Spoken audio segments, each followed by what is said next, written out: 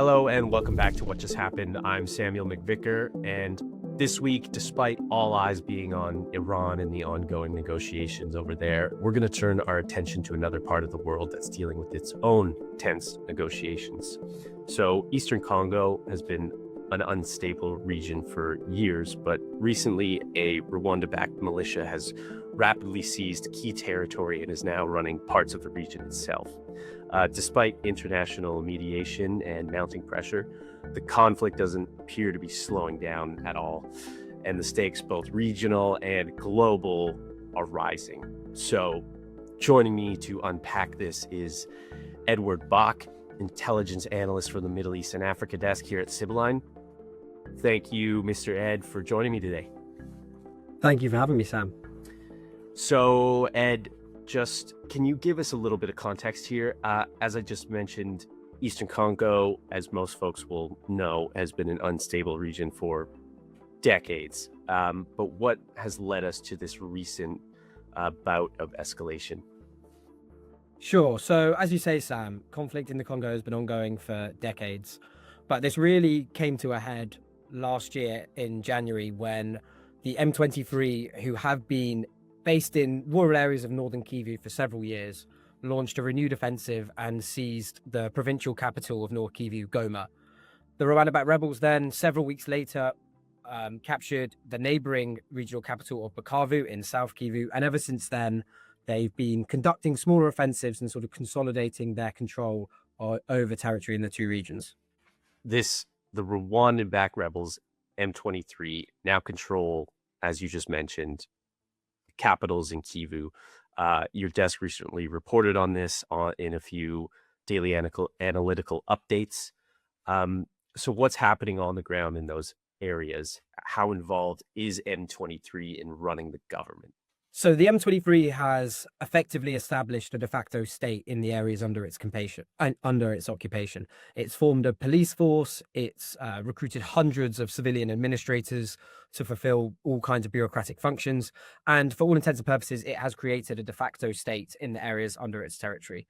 While this is also ongoing, they've also expanded all kinds of economic initiatives in the region. So they've now implemented their own sort of tax structure, and they've also brought under their control several mines in the region from which it is then extracting taxes, as I mentioned, but also taking the products that are mined at these sites and then exporting them over the border into Rwanda. And this is all sort of with the view of demonstrating to the Congolese population that their competence and their effectiveness as a governance actor, and ultimately keeping this area as sort of a semi-autonomous region. Yeah, I'm glad you brought up the minerals. We'll definitely talk about that in just a moment. So before we move on, just to get a very clear understanding, where's Kivu in relation to the border between these two countries? So the two provinces of North and South Kivu are both on the eastern border of DRC. Immediately on the other side of that border is then Rwanda, and to the south of that, Burundi. And you also have Uganda sort of up slightly further to the north. So it is a very complicated region that's had conflicts for several decades. And of course, you sort of have groups living in these different countries who have ethnic ties to, the nations neighboring them and bordering them. So it's a very complex region. Yeah, understood. So essentially, we've got these swaths of territory known as North and South Kivu, as you just said. M23 has captured a significant portion of those regions, backed by the Rwandan government, which is, of course, bordering the Congo. So how big is the Kivu region, both north and south? So the total area that is now said to be under the M23 control is approximately the size of Belgium. So it is, even though if you look on the map of the whole of the DRC, it sort of looks like a very small corner of control that the M23 have, but actually it is a huge area that they're governing, and it's sort of underpinned by these two provincial capitals that they control, but they also control several rural areas, as they have for several years, and they sort of have control of key highways that are connecting the region.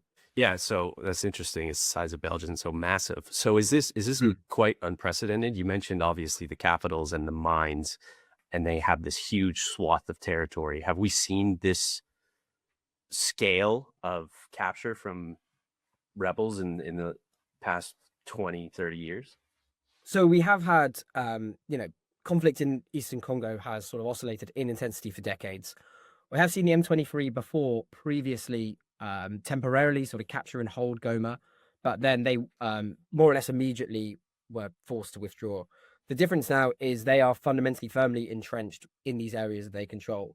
They seized Goma in January 2025, and ever since they have seized those cities, Goma and Bukavu, they've never, the Congolese military has never got into a position, nor does it look like it will in the future, where it could sort of militarily oust the M23 from these positions. So that sort of aspect of the M23 controlling these cities, Goma is a city of, or at least it was pre-war, of I believe up to 1 million people. It's, it's a huge city that was a key sort of transit hub throughout the whole region, not least, not just in the DRC, but also for NGO workers working across the border in Burundi would also often transit through Goma.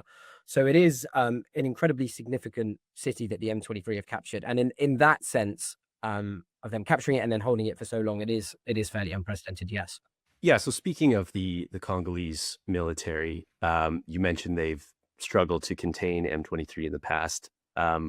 What does that tell us about the state of that DRC military and governance more broadly now?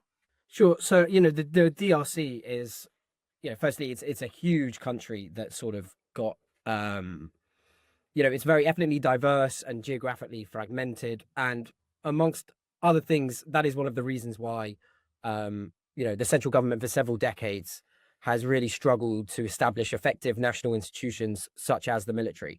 So one thing we saw throughout this conflict is that the DRC military, the FARDC, were fundamentally incapable of tactically halting the M23's advance. Now, that's for a number of reasons, because this conflict is not just between the Congolese military and the M23. There's also, a patchwork of several ethno-religious militias operating in the region for varying reasons, whose loyalties are highly transactional and they can flip between either side. So it's not just a simple, X versus Y conflict. It's incredibly complex, and that is amongst other reasons why the Congolese military has been for decades unable to really, safeguard these rural areas. So far, we've mentioned Rwanda supporting M23. How overt is that support? And are they attempting any plausible deniability, or is it just quite obvious to all players at this point? So Rwanda continues to deny its support to the M23, but these statements have no credibility internationally whatsoever. UN envoys in the region have for years, even before this sort of offensive really intensified in January of last year, UN officials for years have been publicly accusing Rwanda of supporting the M23 through sort of providing them with material and equipment. Now, Rwanda, since this conflict has intensified in January of last year, we have, in addition to Rwanda procuring all kinds of military equipment for the M23, they've also been providing manpower during operations. Now, it is unclear and it sort of varies whether this is hands-on manpower in a sort of combat role or whether it's more in a sort of operational logistics role.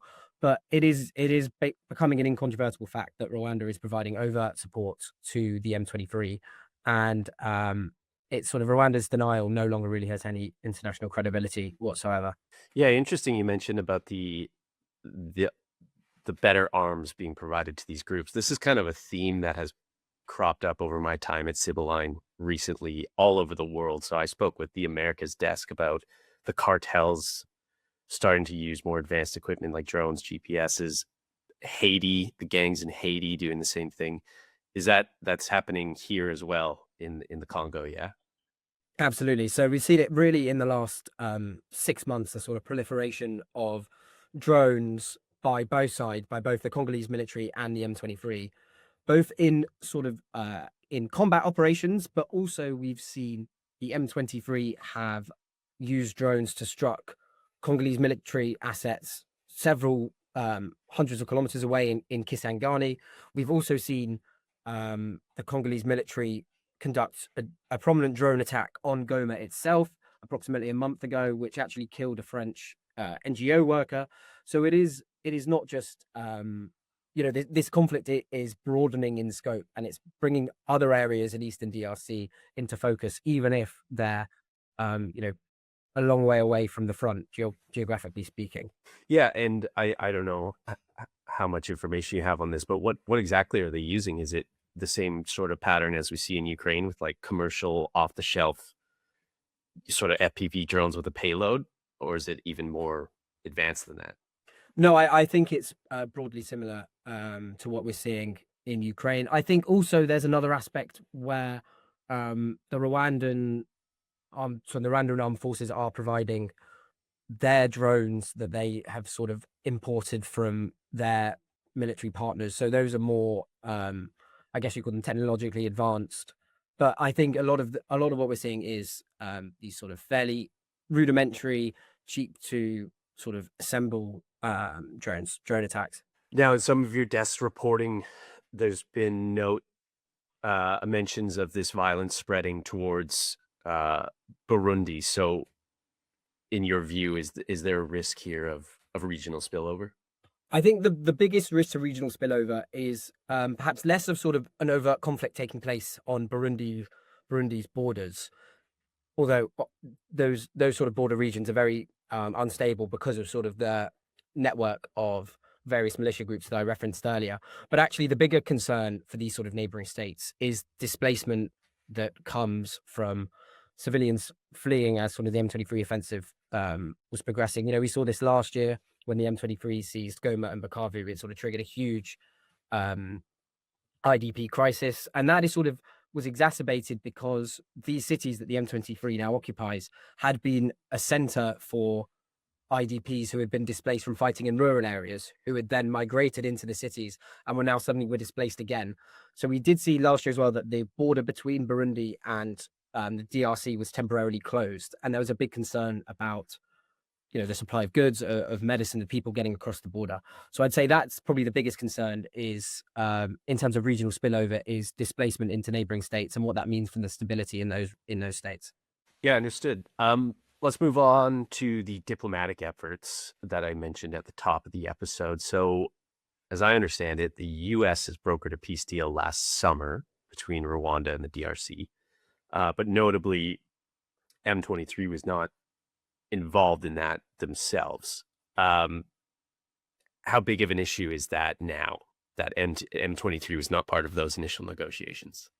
That was sort of a fundamental issue that was always going to crop up in the peace process, because Rwanda consistently denied supporting the M23 and claimed that it's an autonomous entity, and as such a claim that the Congolese government needs to negotiate directly with the M23 themselves. So Rwanda has no need to be involved with those negotiations because Rwanda's giving them no support. So why would Rwanda be involved? So that then produced this sort of dual track negotiations that we have, of one between the Congolese government and the Rwandan government, and then another one between the Congolese government and the M23. Now, the US brokered deal itself is sort of, it hinges less explicitly on, well, it doesn't hint so explicitly on the direct conflict between the DRC and the M23. It's more broader statements about both countries respecting each other's territorial integrity. There are also other provisions, along with Rwanda has specifically accused the DRC of funding and sort of working with the FDLR militia, who has sort of remnants of forces from the 1994 Rwandan genocide, and Rwanda claims as an existential security threat for themselves. So there are other sort of aspects to it, but the fundamental one was that the Rwanda and the DRC would have this peace agreement, and with it, you would then have a lot of US investment that would come into the region. In the DRC, this would be into critical mineral assets in these conflict regions, but also in southern DRC. And then you would also have big investment in a hydropower plant that would sort of span both the DRC, Rwanda, and Burundi, as well as separate US investment into Rwandan infrastructure development as well. So that's one aspect of the peace process. Just real quick, can you give us like the cliff notes on the FDLR? Sure. So they are a militia that's based in Eastern Congo. They are predominantly of the Hutu ethnicity, which is sort of one of the key players in the 1994 Rwandan genocide.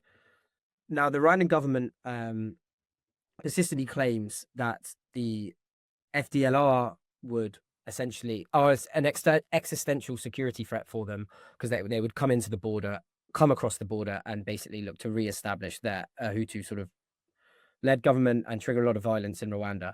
They also accused the DRC of arming this group and then working with them as a means to sort of, as a proxy group to weaken Rwanda.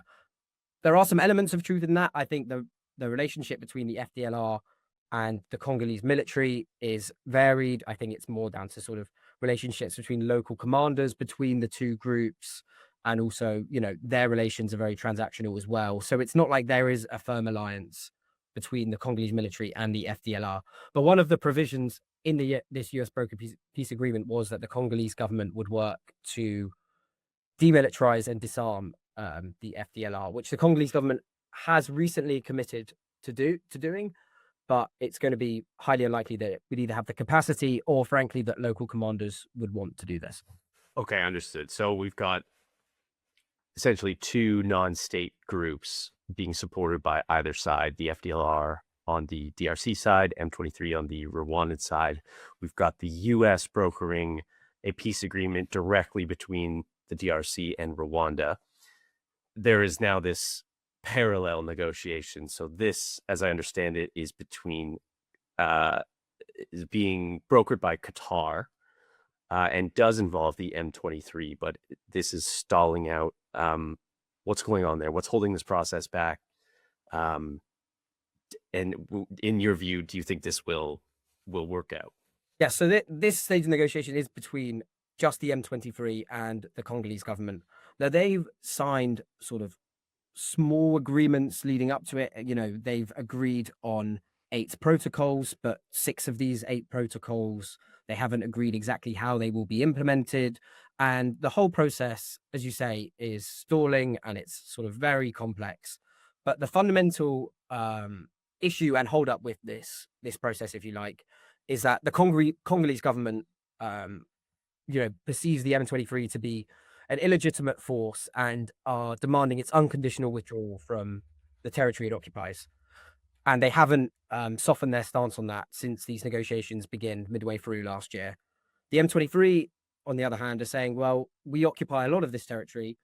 We're getting economic benefits, not only through the tax revenues, but also through critical minerals mining. So you have to give us some concessions for us to even countenance withdrawing. And the Congolese government is unwilling to do that.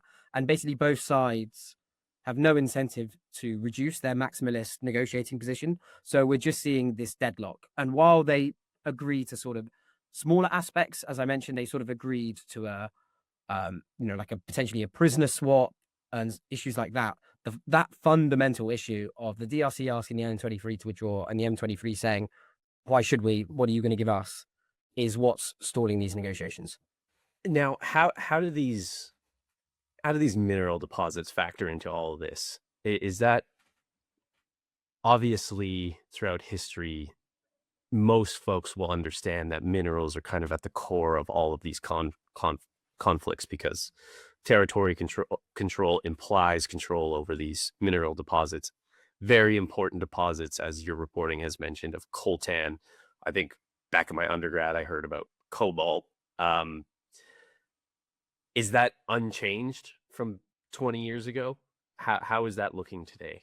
Sure. So the minerals sort of aspect to this, it is a fundamental driver of the conflict, particularly because, much of the mines in the M23 controlled areas, they are both cobalt and coltan are essentially being exported illicitly to Rwanda, from which they are then exporting them globally, totally legitimately, because Rwanda also has these mines within Rwanda. So it can sort of obfuscate quite how much coltan is coming from Rwanda. No one really knows where these minerals are coming from. So it's allowed Rwanda to significantly expand their exports, and with it giving them huge financial benefit and also strategic influence. So that is one of the key drivers of this conflict, is Rwanda wanting to have access to these minerals and the M23 providing a vehicle from which it can do so. But then an important aspect as well that sort of shouldn't be overlooked is it's not just the minerals that is driving this. It's you know Eastern DRC has been, as we mentioned, in oscillating degrees of conflict for decades now, and I think for both Rwanda and the M23, it's a matter of sort of perceived national security and also regional competition, because it's not just Rwanda who have strong interest in Eastern DRC. It's also Uganda, it's also Burundi as well. So, and by the way, who both Burundi and Uganda have troops deployed into Eastern DRC. So, in addition to this sort of financial angle, it is these broader strategic and security interests that are all contributing to driving this kind of really quite complex conflict. Yeah, so the U.S. clearly has a stake here, as I understand it. With, I think there's been, your reporting has noted, planned investments into mining infrastructure in the region. That hasn't materialized yet because of how unstable the region is. So how much of Washington's pressure on Rwanda is really just about securing those economic interests, would you say? I would say that is a large part of what's driving Washington's actions. I think, the mineral supply chains that are already there are dominated both by Rwanda, but also by Chinese mining groups.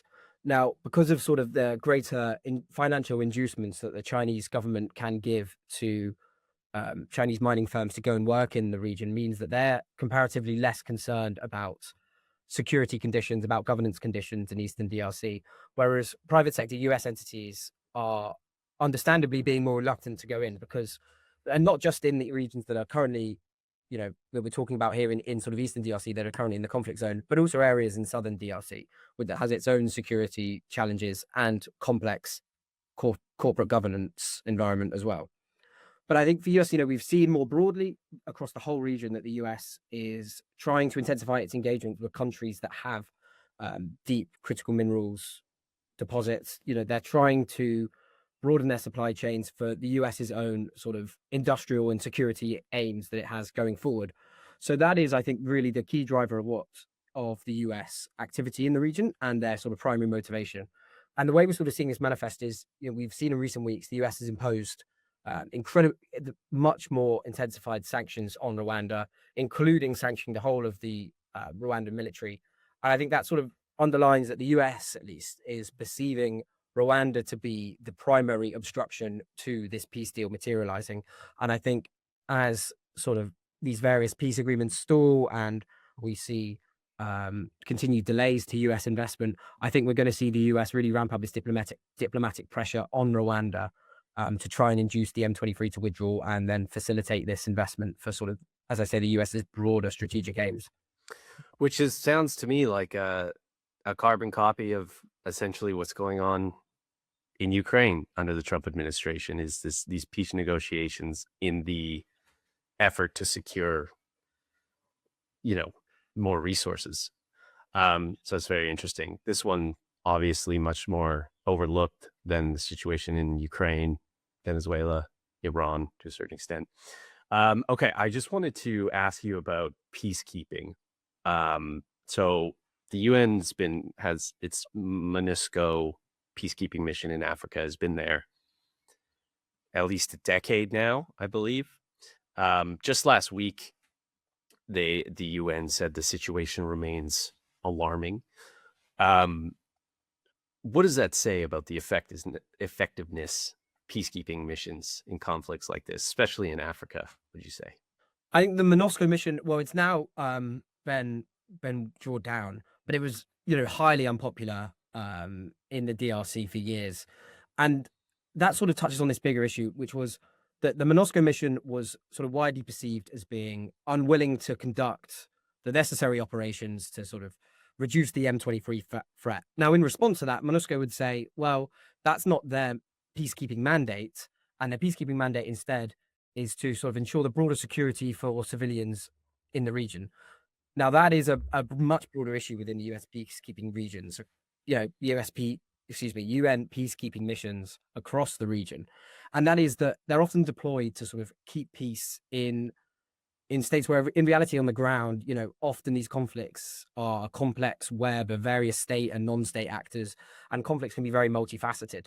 So the question of how effective these peacekeeping missions really are, it sort of comes down to the aims and the mandates of this mission, and ultimately whether there's sort of an underlying political agreement that the peacekeepers can then enforce instead of being sort of broadly deployed into a region to keep some form of peace and stability when they have nothing to sort of guide them on that front.